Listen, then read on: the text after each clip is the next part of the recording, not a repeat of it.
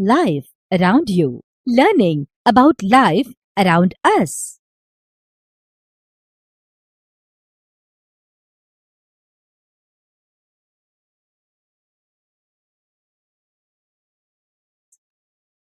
Biodiversity.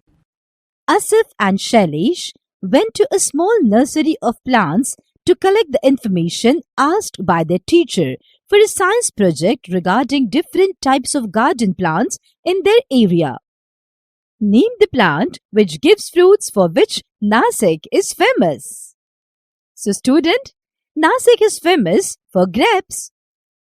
Name a household medicinal plant. A household medicinal plant is Tulsi. Name the plant that bears the flowers liked by Chacha Nehru.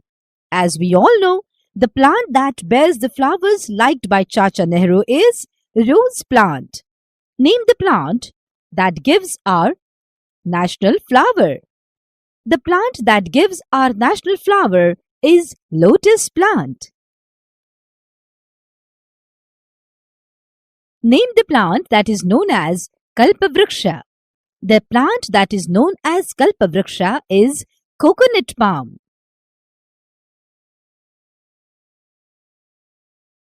Now, what is the difference between the above plants? The plant which gives us grapes as a climber. The medicinal plant Tulsi is a herb. It is small in size. Rose plant is a shrub having prickles on its stem. Lotus is an aquatic plant. The leaves and the flowers of lotus are seen floating on water. But coconut palm is a tall tree. Every plant is peculiar in its size and the habitat in which it occurs.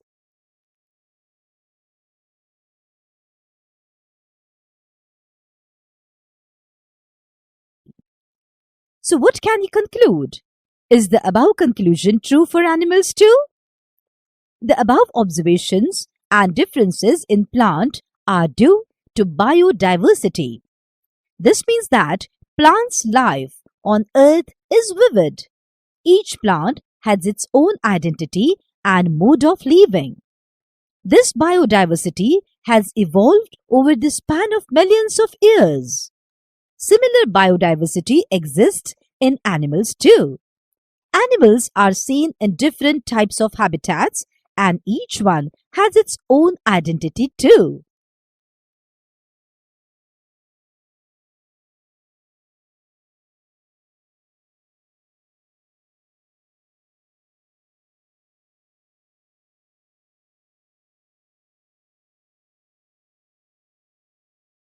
Now, classification. Consider a library full of books kept in a haphazard manner. Would you able to locate a book instantly in such a situation? Who's not? It is not possible to locate the book if they are kept in an unsystematic and haphazard manner. So what do you think should be done to systemize it? The books should be classified and categorized according to their subjects. These should be arranged after keeping them in separate cupboards or racks. The indexing of the books should be done.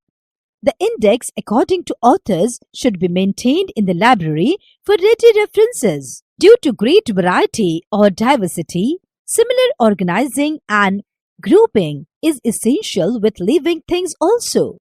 The process of identifying differences among the living things and placing them into groups that have significantly similar characteristics is called biological classification or taxonomy.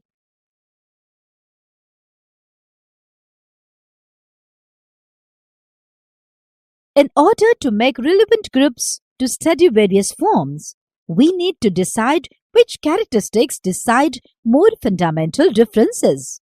This would create main broad groups of organisms. Within these groups, smaller subgroups will be decided by less important characteristics. This is called as hierarchy of characteristics. Which of the following is the most basic characteristic according to you and why? The place where they live, the kind of cells they are made up of. This is because the cell is the structural and functional unit of living things. What is the basis of distinction in each of the 4 steps? In first step, the distinction is based on the structure of cells. In the second step, it is based on the number of cells present in the body. In the third step, the distinction is based on the presence of cell wall. And in the fourth step, the distinction is based on the mode of nutrition. The kingdoms are further classified into subgroups at various levels as follows. The highest hierarchical position is kingdom. Under kingdom, there are subkingdoms or divisions. These terms are basically used while classifying the plants. For animals, kingdoms are subdivided into phyla. Under phyla, the next hierarchy is that of the class. A particular class is made up of different orders, and orders are further classified into families. Each family is composed of similar genera, that is, singular genus. Each genus has many species. The basic unit of classification is species.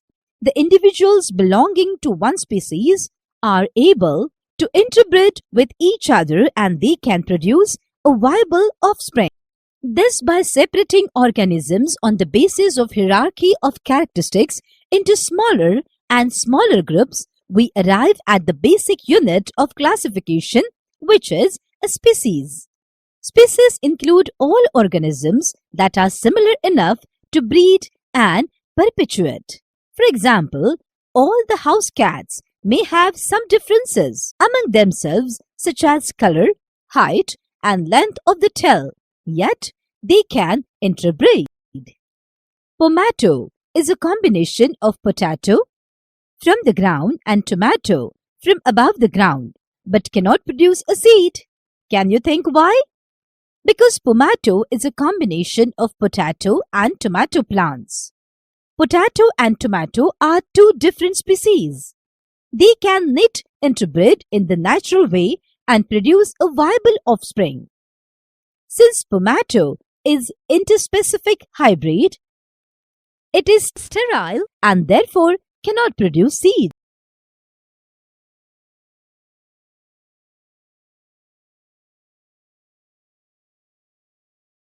Summary.